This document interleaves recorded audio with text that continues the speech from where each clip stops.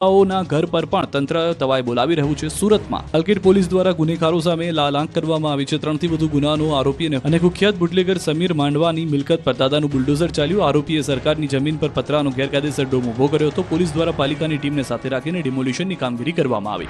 તો સુરતમાં અઠવા લાઇન્સ વિસ્તારમાં પણ ગુંડા તત્વોના ગેરકાયદે બાંધકામ પર બુલડોઝર ફરી વળ્યું છે. 2 જેટલા ગુસ્સી ટોક અને 7 જેટલા ગંભીર ગુનામાં સંડોવાયેલા આરોપી સજ્જુ કોઠારીનું ગેરકાયદે બાંધકામ તોડી પડાયું. અઠવા લાઇન્સ વિસ્તારની નાનપુરા જમરૂક ગલીમાં સોસાયટીનો આખો રસ્તો કબજે કરી બાંધકામ કરાયું હતું. ગેરકાયદે બાંધકામની સાથે સાથે ગેરકાયદે વીજ કનેક્શન પણ મળી આવ્યા. પોલીસે આરોપીને આવકના સ્ત્રોતની પણ તપાસ શરૂ કરી દીધી છે.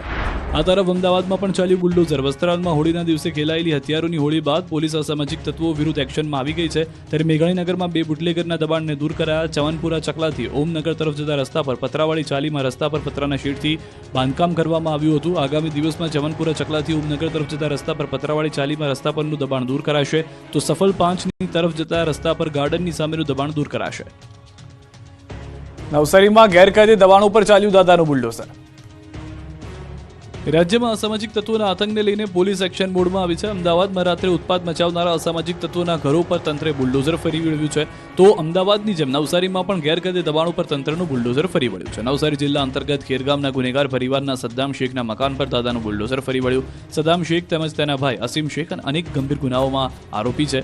ખંડણી, મારામારી, વિદેશી દારૂની હેરાફેરી, વ્યાજખોરી જેવા અનેક ગુનાઓ તેમની સાથે પોલીસ ચોપડે નોંધાયેલા છે. અનેક ગંભીર ગુનાઓને ધ્યાને લઈને જિલ્લા પોલીસ દ્વારા સદ્દામ શેખ તેમજ તેના પરિવાર સામે ગુજસી ટોક હેઠળ કાર્યવાહી કરવામાં આવી હતી.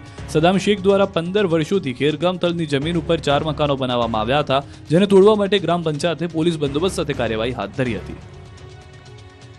વીમા કંપની પાસેથી રૂપિયા પડાવવા ઠગબાજોએ ખોલી વધુ એક બોગસ હોસ્પિટલ. અમદાવાદ શહેરમાં ખ્યાતિ હોસ્પિટલ કાંડ હજુ ભૂલાયો નથી. ત્યાં મેડિક્લેમ પાસ કરાવવા માટે વધુ એક બોગસ હોસ્પિટલ ખુલ્લી હોવાનો પર્દાફાશ થયો છે. અમદાવાદ શહેરના નાના ચિલોડામાં વીમા કંપનીને લૂંટવા માટે ઠગબાજોએ 3 સ્ટાર નામની બોગસ હોસ્પિટલ ખોલી હતી.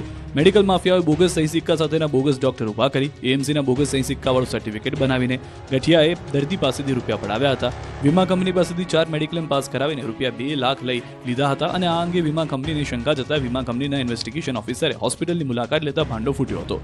ઉપરાંત ડોક્ટરના રજિસ્ટ્રેશન નંબરનો પણ ખોટો ઉપયોગ કર્યો હતો. આ અંગે વીમા કંપનીએ ગઠિયા સામે નરોડા પોલીસ સ્ટેશનમાં ફરિયાદ નોંધાવી છે. પોલીસે એક આરોપીની ધરપકડ કરી છે. ભાડે દુકાનો રાખીને હોસ્પિટલ ચલાવતા હતા. ખોટા ડોક્યુમેન્ટ